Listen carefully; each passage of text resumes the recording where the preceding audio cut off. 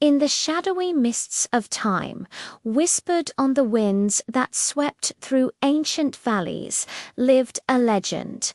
A creature of nightmare, a dragon whose very name was a curse upon the lips of those who dared speak it. This was no ordinary beast of fire and scale. Its claws were honed to the sharpness of obsidian glass, each one a scythe capable of rending stone as if it were parchment. Its teeth, a forest of daggers, gleamed with a terrifying light, promising a swift and final end. But the horror did not stop there. A living cloak of spiders, a writhing, chittering mass of arachnids, crawled endlessly over its jet-black scales.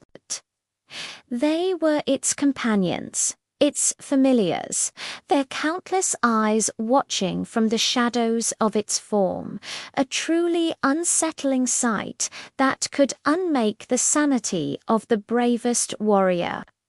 The dragon was a walking, breathing embodiment of fear, a tapestry woven from the darkest threads of dread. For centuries, it slumbered deep within the heart of a jagged, impassable mountain, its presence a constant, unspoken threat that hung over the surrounding lands. The people of the nearby villages and cities lived in a state of fragile peace, their lives built upon the hope that the beast would never wake. They told stories to their children, not of heroes and adventure, but of the sleeping mountain and the darkness that lay within, a cautionary tale to respect the boundaries of their world. Then, one day, the worst thing imaginable happened. The mountain shuddered. A plume of black smoke, thick with soot and the stench of sulfur, coiled into the sky, blotting out the sun. The great dragon had awakened. A tremor of pure terror ran through the land. Farmers left their fields, merchants abandoned their stalls, and families huddled together in their homes, their prayers falling on deaf ears. With a roar that shattered windows and shook the very foundations of the earth, the dragon took to the sky. Its massive wings, leathery and vast, cast a shadow of doom over everything below. The spiders on its back seemed to rejoice in the chaos, their skittering a symphony of destruction. It descended upon the nearest village, a place once filled with laughter and life, a community of farmers and artisans. It drew in a single colossal breath, its chest expanding like a great bellows. The air itself seemed to grow thin and hot, and then it exhaled. A torrent of incandescent flame, a river of liquid fire, erupted from its throat.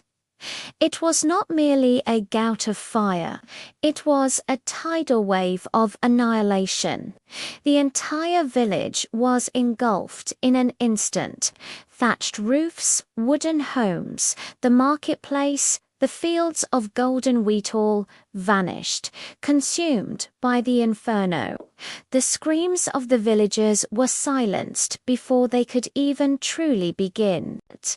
But the dragon's rage was insatiable. It did not stop. With that one world-breaking breath, the firestorm spread. It leaped from the village to the surrounding forests, ancient trees turning into pillars of ash in seconds. It swept across the plains, scorching the earth and boiling the rivers. The fire, fueled by the dragon's malevolent power, raced onward, a rolling apocalypse that devoured everything in its path. City after city fell.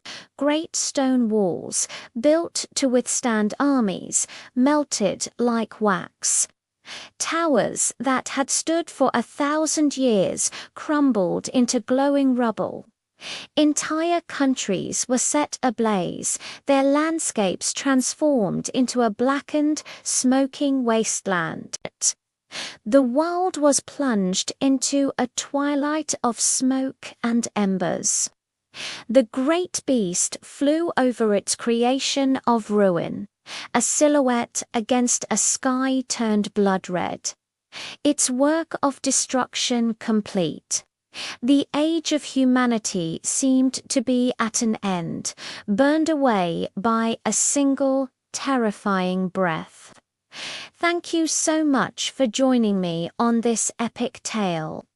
If you enjoyed this story, please hit that like button. And don't forget to subscribe and ring the bell so you won't miss our next adventure. We'll see you in the next video.